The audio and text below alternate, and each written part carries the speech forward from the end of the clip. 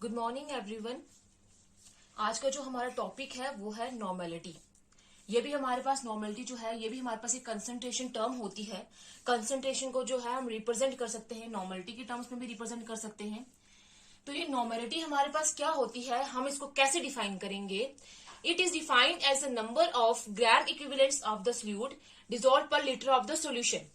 इसको हम डिफाइन करेंगे, कैसे डिफाइन करेंगे, ये क्या होती है, number of gram equivalent of solute dissolve per litre of the solution, कि कितने ग्राम इक्विवेलेंट ऑफ सोल्यूट जो है 1 लीटर ऑफ द सोल्यूशन में डिसॉल्व हुए हैं, उसको हम क्या बोलते हैं, उसी को बोलते हैं नॉर्मेलिटी।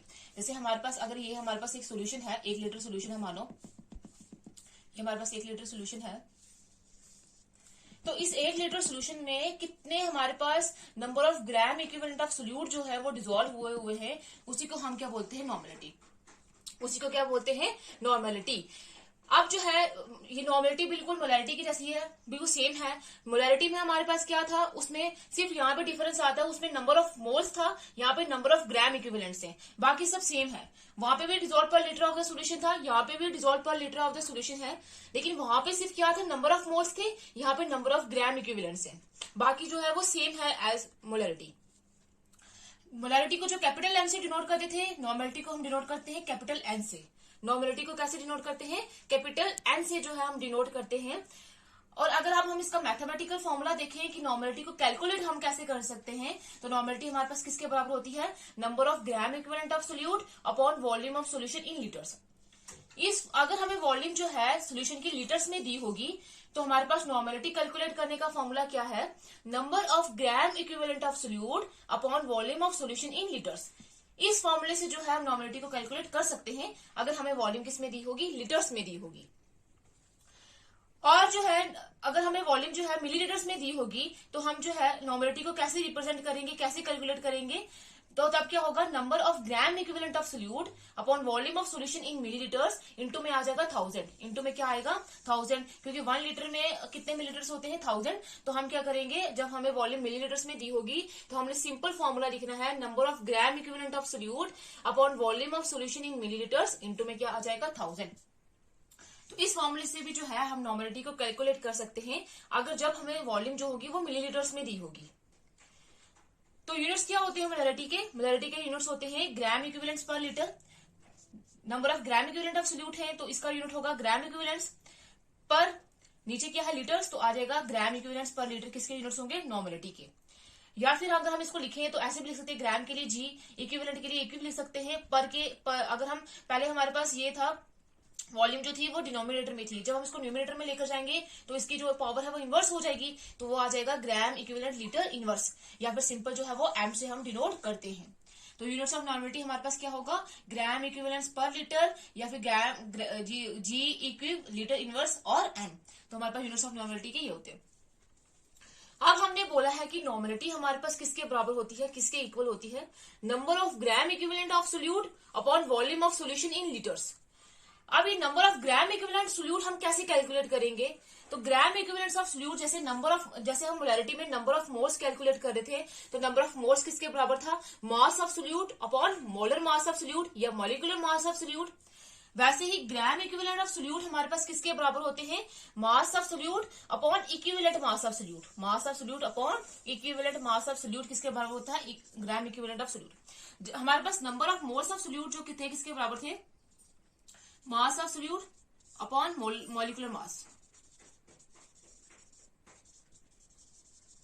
वैसे ही यहाँ पे ग्राम इक्विवेलेंट ऑफ सोल्यूट किसके बराबर है, मास ऑफ सोल्यूट, यहाँ पे मॉलिक्यूलर मास की जगह आ जाएगा इक्विवेलेंट मास ऑफ सोल्यूट। तो ये है फॉर्मूला कैलकुलेट करने का, क्या हमारे पास, ग्राम इक्विवेलेंट ऑफ सोल्यूट। अब ये इक्विवेलेंट मास हमारे पास क्या होता है, इक्विवेलेंट मास सोल्यूट का क्या होगा और उसको हम कैसे कैलकुलेट करेंगे। इक्विवेलेंट मास हमारे पास होता है मास ऑफ इक्विवेलेंट, क्या होता है, या मास ऑफ इक्विवेलेंट बोल सकते हैं या मास ऑफ सब्सटेंस बोल सकते हैं, जो जिसने क्या किया है, जिसने कंबाइन किया है, जितने इक्विवेलेंट मास को हम क्या बोल सकते हैं, ये मास होता है एक सब्सटेंस का। कितने मास कितने इक्विवेलेंट्स में या कितने मास एक सब्सटेंस ने कंबाइन किए हैं या डिस्प्लेस किए हैं किसी दूसरे सब्सटेंस को एक केमिकल रिएक्शन में, उसी को बोलते हैं उसका इक्विवेलेंट मास। तो इक्विवेलेंट मास जो सोल्यूट का होता है वो किसके बराबर होता है, molecular mass of solute upon valency factor. Molecular mass of solute और upon valency factor. Molecular mass of solute तो हम कैलकुलेट कर सकते हैं इजिली। अब ये वैलेंसी फैक्टर क्या होगा हम लेटर डिस्कस करेंगे। वैलेंसी फैक्टर को हम कैसे कैलकुलेट कर सकते हैं। तो जब हम इक्विवेलेंट मास को कैलकुलेट कर देंगे तो इक्विवेलेंट मास से हम ग्राम इक्विवेलेंट ऑफ सोल्यूट को कैलकुलेट करेंगे, तो फिर ग्राम इक्विवेलेंट से हम जो है वो नॉर्मलिटी को कैलकुलेट कर सकते हैं। तो अब अगर हमारे पास इक्विवेलेंट ये ग्राम इक्विवेलेंट ऑफ सोल्यूट किसके बराबर है, मास of solute upon equivalent mass of solute. तो जब हम इसकी वैल्यू पुट करेंगे इधर तो हमारे पास नॉर्मलिटी का फॉर्मूला क्या आ जाएगा, number of gram equivalent of solute की जगह क्या आ जाएगा, मास of solute upon equivalent mass of solute. तो ये आ जाएगा मास of solute upon equivalent mass of solute into में क्या आ जाएगा 1000 अपॉन क्या आ जाएगा volume of solution in millilitres upon volume of solution in millilitres. तो ये है हमारे पास नॉर्मलिटी का फॉर्मूला। कितने फॉर्मूले हो गए, 1 2 3। इन तीनों से अगर हमें कोई भी दिया होगा तो यहां से हम देख के तो हम जो है नॉर्मलिटी इजिली कैलकुलेट कर सकते हैं। अब जो है अगर एक सोल्यूशन है हमारे पास, उसकी नॉर्मलिटी अगर यूनिटी के बराबर होगी, 1 के बराबर होगी, तो हम उस सॉल्यूशन को बोलेंगे नॉर्मल सॉल्यूशन। उस सॉल्यूशन को क्या बोलेंगे, नॉर्मल सॉल्यूशन।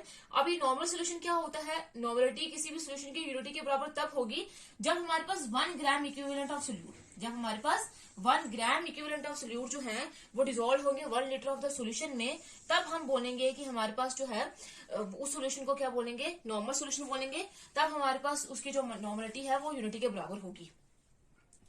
नेक्स्ट जो है वो है normality of solution also changes with temperature. जैसे मोलरिटी टेम्परेचर के साथ चेंज कर रही थी, वैसे नॉर्मलिटी भी सॉल्यूशन की जो है वो टेम्परेचर के साथ चेंज करती है। क्योंकि नॉर्मलिटी किसके ऊपर डिपेंड कर रही है, वॉल्यूम ऑफ सॉल्यूशन में। वॉल्यूम जो है वो किसके साथ चेंज होती है, टेम्परेचर के साथ चेंज होती है। तो अगर वॉल्यूम जो है वो टेम्परेचर के साथ चेंज होती है तो हमारे पास जो नॉर्मलिटी है वो भी क्या करेगी, टेम्परेचर के साथ चेंज होगी। तो इसलिए हम बोलते हैं कि जो नॉर्मलिटी होती है सोल्यूशन की वो भी टेम्परेचर के साथ चेंज होती है। अब हमारे पास नॉर्मलिटी हमने क्या डिफाइन किया, नॉर्मलिटी हमारे पास क्या होती है, it is defined as the number of gram equivalents of solute dissolve per litre of the solution. कि कितने gram equivalent of solute 1 litre of the solution में डिसॉल्व होते हैं, उसी को हम एक सोल्यूशन की क्या बोलते हैं, नॉर्मलिटी।